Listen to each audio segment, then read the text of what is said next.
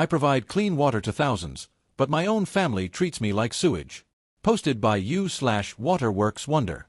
I've been lurking on Reddit for years, but I never thought I'd actually post. Tonight, I'm sitting alone in my kitchen at 2 a.m., and I need to get this off my chest before it eats me alive. I'm Marcus, 29 years old, and I work as a water treatment engineer for our city's municipal utility. Every day, I wake up at 5:30 a.m., drive to a facility that most people don't even know exists, and I help ensure that over 400,000 people have clean, safe drinking water. I monitor chemical levels, maintain treatment systems, respond to emergencies, and coordinate with environmental agencies. It's not glamorous work.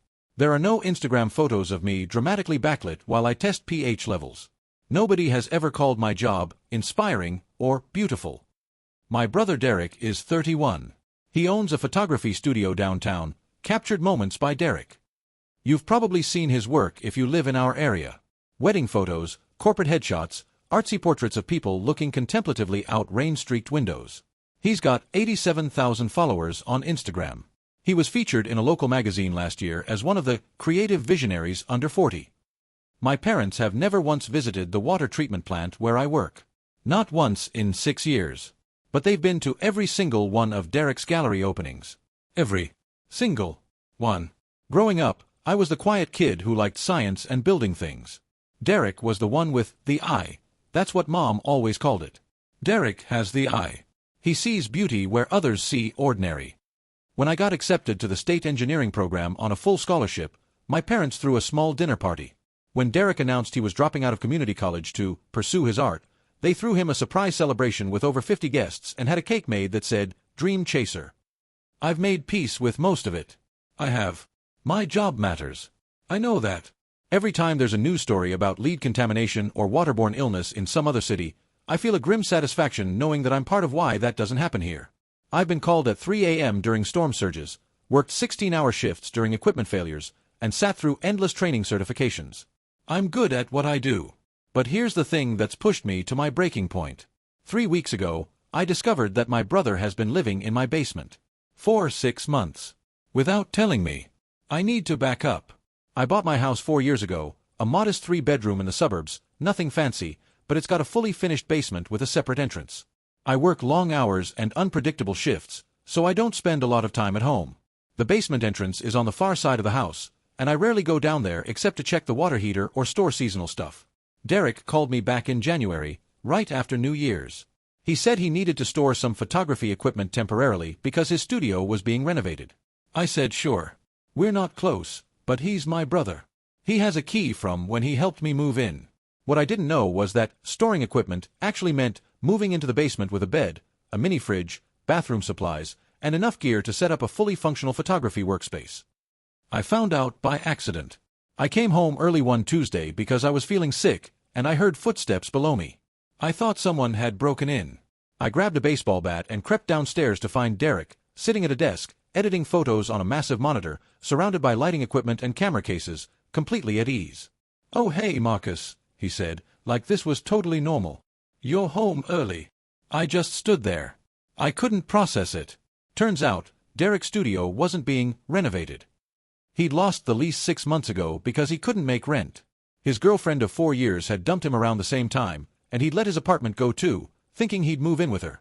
When everything fell apart, instead of being honest with anyone, he decided to secretly establish himself in my basement. He's been running his entire photography business out of my home. Using my electricity, my internet, my address. He even had mail forwarded here. When I confronted him, when I told him he needed to leave immediately, he laughed. Actually laughed. "You can't just kick me out, Marcus. I've been here over 4 months. I have residency now. Look it up. Squatters' rights." I thought he was joking. He wasn't. He showed me articles he'd bookmarked on his phone about adverse possession laws, tenant protections, and how difficult it is to remove someone who's established residency in your home. He'd clearly done his research. He said if I tried to force him out, he'd call the police and claim illegal eviction. He said he'd sue me.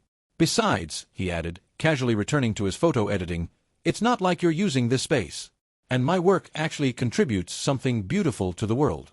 You just deal with sewage."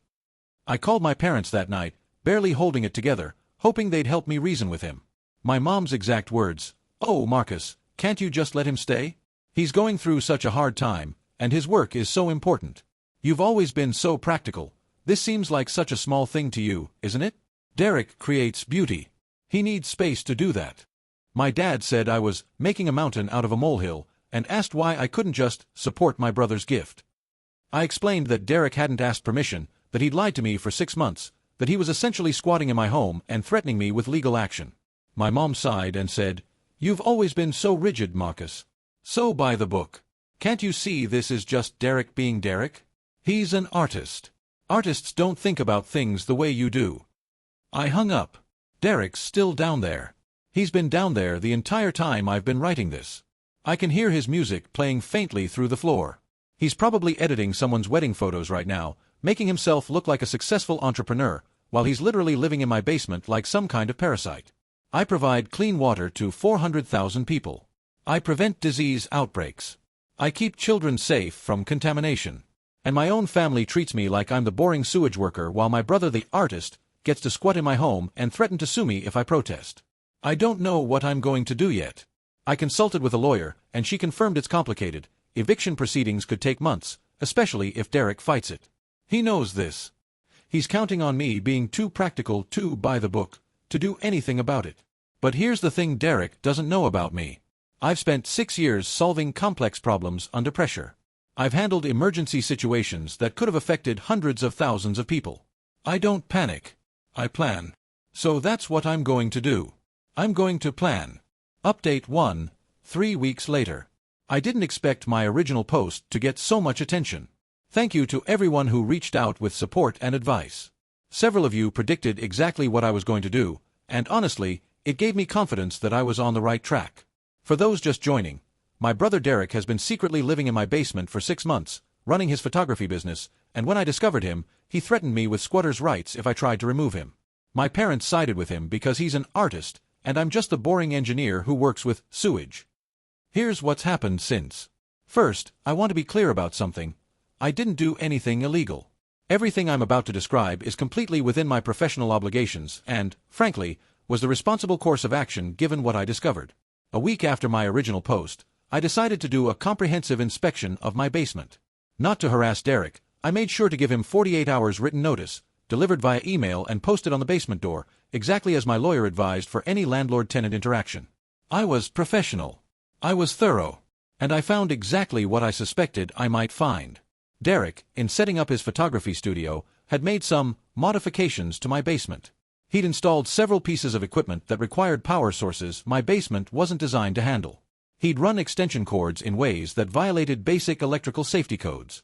But most importantly, and this is where my professional expertise became relevant, he'd installed a small darkroom setup in the corner of the basement. A darkroom with chemical processing equipment.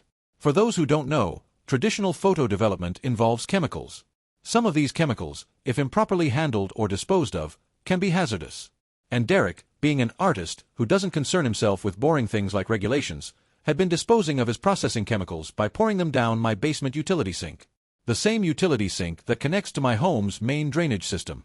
The same drainage system that, due to my house's age and the particular way it was constructed, feeds into a shared sewer line that serves 3 other properties before connecting to the municipal system. I know this because I pulled the permits and reviewed the drainage infrastructure for my neighborhood when I first bought the house. It's the kind of thing a water treatment engineer does. I documented everything. I photographed the chemical containers. I noted the dates on the receipts I found in his trash. I took samples from the drain. Then I did what any responsible professional in my position would do. I reported a potential chemical contamination issue to the appropriate environmental agency. I want to be crystal clear here. This was not revenge. This was not me trying to get Derek. If those chemicals had been improperly disposed of, and based on my preliminary analysis, they absolutely had been, they posed a genuine risk to groundwater and potentially to the drinking water supply of my neighbors. I would have been professionally negligent if I hadn't reported it. The environmental team arrived 3 days later.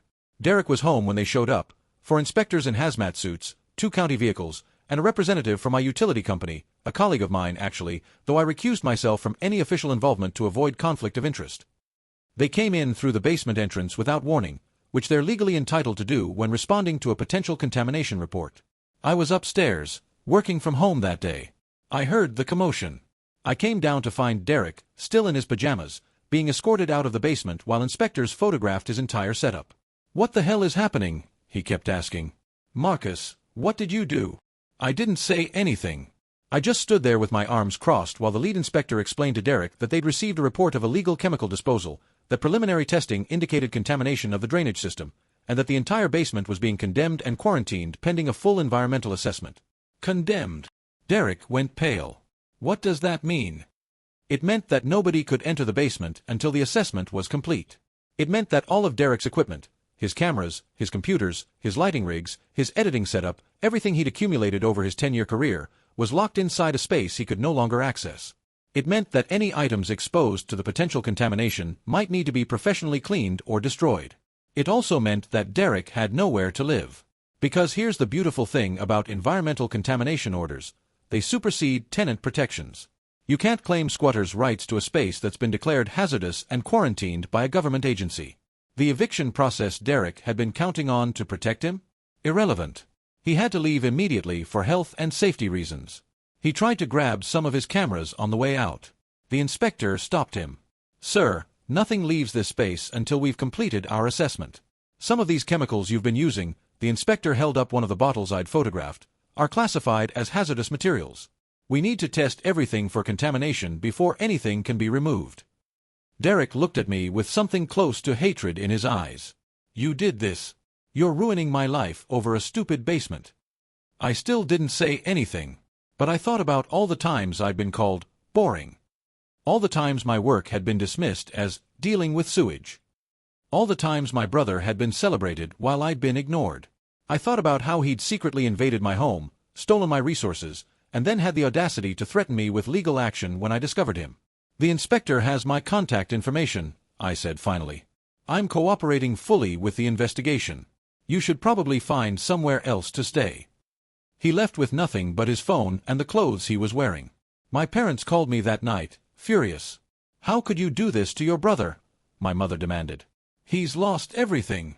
All his equipment, his livelihood." "He was illegally disposing of hazardous chemicals in my home," I said calmly. "I reported it to the appropriate authorities. That's what responsible people do." "This is just like you," my father said.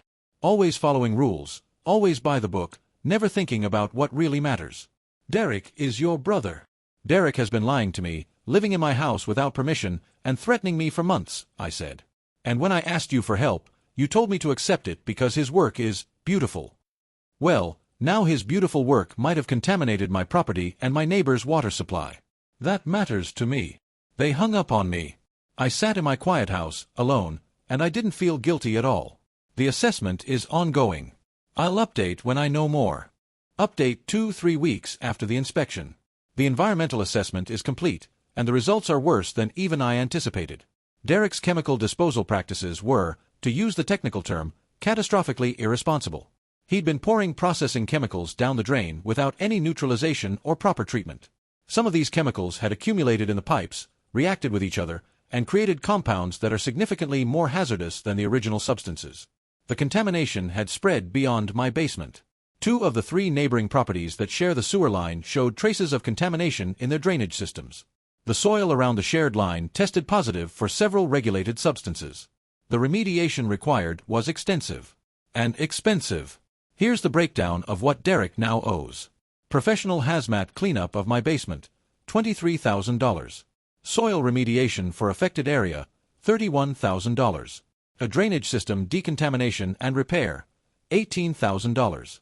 Testing and monitoring fees, $8,000. Compensation for affected neighbors' inconvenience and property testing, $8,000. Total, $88,000. That's not including the legal consequences. The County Environmental Protection Office filed charges against Derek for improper disposal of hazardous materials. Because the contamination affected multiple properties and potentially threatened groundwater, this was classified as a felony offense. Derek was arrested last week. His photography equipment, which had been quarantined in my basement during the assessment, was tested and found to be contaminated. The insurance company that would normally cover such losses denied his claim. Apparently, improper disposal of hazardous materials leading to contamination isn't covered when you're the one who caused it. Most of his equipment had to be disposed of as hazardous waste. Everything he'd built over 10 years. Gone. My parents came to see me in person after Derek's arrest. This was the first time they'd been to my house in over 2 years. My mother was crying. "You've destroyed him, Marcus. You've destroyed your own brother." "Derek destroyed himself," I said. "I discovered illegal activity in my home and reported it. That's what anyone should do." "You could have warned him," my father said. "You could have given him a chance to fix it. He had 6 months to do things legally and honestly. Instead, he lied to me, moved into my home without permission, threatened me with lawsuits, and ran an operation that contaminated my property and my neighbors' properties. I don't owe him warnings." "This is exactly why we've always worried about you," my mother said, and her voice was cold in a way I'd never heard before. "You don't have empathy. You don't understand beauty or creativity or passion. You just follow rules and procedures like a machine. Derek has always had a soul. You just have processes." I'd been waiting my whole life to say what I said next. "Your perfect, soulful son is facing felony charges because he couldn't be bothered to read a warning label. My boring processes protect 400,000 people from drinking contaminated water every single day. Maybe it's time you reconsidered which son actually contributes something to this world." They left without another word. I have not heard from them since. But I did receive some better news at work. Our plant director is retiring next year, and I've been told I'm being considered for the position. It would be a significant promotion, more responsibility, better salary, and oversight of the entire treatment facility. I've spent 6 years proving myself at that plant. I've never complained, never sought recognition, just done my job and done it well. And now, finally, that might actually lead somewhere. I'll update again when Derek's legal situation is resolved. Update 3, 2 months later.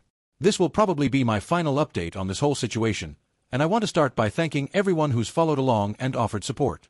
Writing these posts has been more therapeutic than I expected. Here's where things stand. Derek pleaded guilty to improper disposal of hazardous materials. Because it was his first offense and because his lawyer argued that he acted out of ignorance rather than malice, the judge was somewhat lenient. He received 18 months of probation, 200 hours of community service, and was ordered to pay full restitution for all cleanup and remediation costs, the $88,000 I mentioned in my last update. His photography business is gone. Completely. He had to dissolve the LLC, surrender his studio equipment to pay off debts, and his reputation in the local creative community is effectively destroyed. No one wants to hire a photographer whose main claim to fame is, caused an environmental contamination incident. He's been working at a big box retail store, living in a rented room in someone's basement, legitimately this time, and trying to piece his life back together. As for me, I got the promotion. 3 weeks ago, I was officially named the new plant director for our municipal water treatment facility. I oversee a staff of 47 people, manage a budget of $12 million annually, and am directly responsible for ensuring clean water for our entire metropolitan area. The press release mentioned that I'm the youngest person ever to hold this position in our utilities history. My parents saw the announcement. It was in the local paper. They didn't call to congratulate me. But Derek did. That's the part of this update I've been wrestling with how to write, because it's complicated and I don't want to oversimplify it. Derek called me 2 days after the announcement. I almost didn't answer. I blocked his number after the arrest, but I'd unblocked it recently because I knew he might need to reach me regarding the restitution payments. When I saw his name on my screen, I let it ring 3 times before I picked up. "Marcus." His voice was rough, tired. "I saw the thing in the paper. About your promotion." "Yeah." I didn't know what else to say. "Congratulations. I mean that." There was a long pause. I could hear him breathing on the other end. "I've been going to therapy," he said finally. "Court-mandated at first, but I kept going after the requirement ended. And I've been thinking a lot about everything." "Okay. I was wrong. Not just about the basement thing, though obviously that too. I was wrong about you. About what matters. About a lot of things." I sat down on my couch, not trusting my legs to hold me steady. This wasn't what I'd expected. "Mom and Dad always told me I was special," Derek continued. "My whole life. Derek has the eye. Derek has the gift. Derek sees beauty. And I believed them. I really believed that I was just better than other people somehow. More important. That my work mattered more because it was creative and beautiful and yours was just technical. Boring. I remember," I said quietly. "They compared us constantly. You know that, right? Every time you accomplished something, they'd find a way to mention how I was doing something more impressive. When you got your degree, They talked about my gallery opening. When you bought your house, they talked about my magazine feature. They were always measuring us against each other, and they always made sure I came out ahead. I know. I think. He paused, and I could hear him struggling. I think it broke something in me. Made me believe I deserved success without earning it. Made me think I could just take what I needed, your basement, your electricity, your space, because my work was more valuable. Because I was more valuable. That's a convenient excuse, I said, and I was surprised by how calm I sounded. Blaming Mom and Dad for your choices. It's not an excuse. It's an explanation. There's a difference. My therapist helped me understand that. The explanation doesn't absolve me. I still made those choices. I still lied to you, used you, threatened you. I still did something illegal and irresponsible that hurt you and your neighbors. That's on me. All of it. I didn't say anything. What I'm trying to say is, I'm sorry. Not sorry I got caught, actually sorry for what I did. I understand now what I put you through.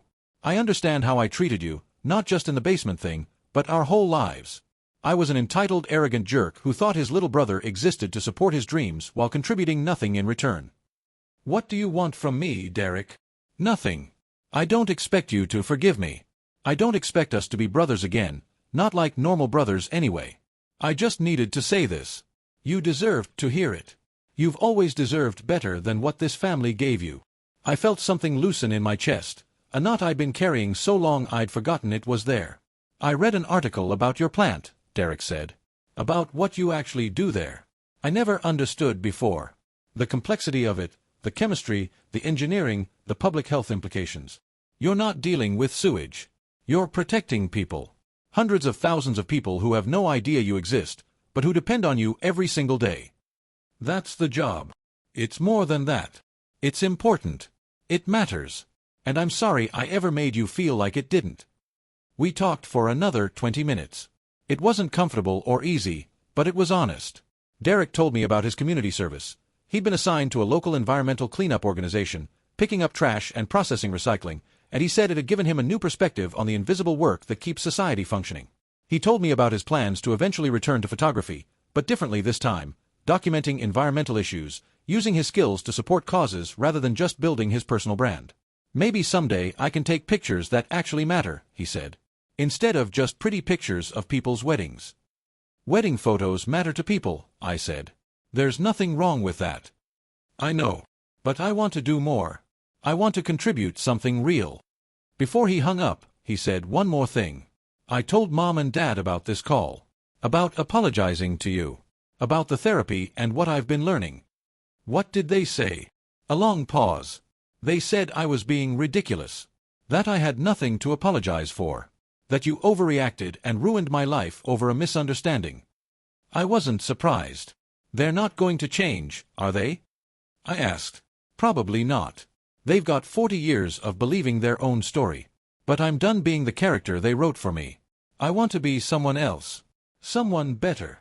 After he hung up, I sat alone in my quiet house for a long time. I don't know if Derek and I will ever be close. Too much has happened, too many years of damage. But I believe he was sincere. And that counts for something. As for my parents, I've accepted that they may never see me the way I wish they would. They've spent my entire life valuing Derek's beauty over my boring competence. That's their loss. I know what my work means. I know the lives I protect every day. I don't need their validation anymore. I'm the plant director now. I've earned everything I have through dedication, expertise, and integrity. My boring procedures and by-the-book approaches keep nearly 500,000 people safe. Derek is starting over with nothing, paying off an $88,000 debt, and trying to rebuild himself into someone he can respect. And maybe that's the most just outcome of all. Not punishment for its own sake, but consequences that lead to growth. I still provide clean water to thousands. My family still doesn't understand what that means.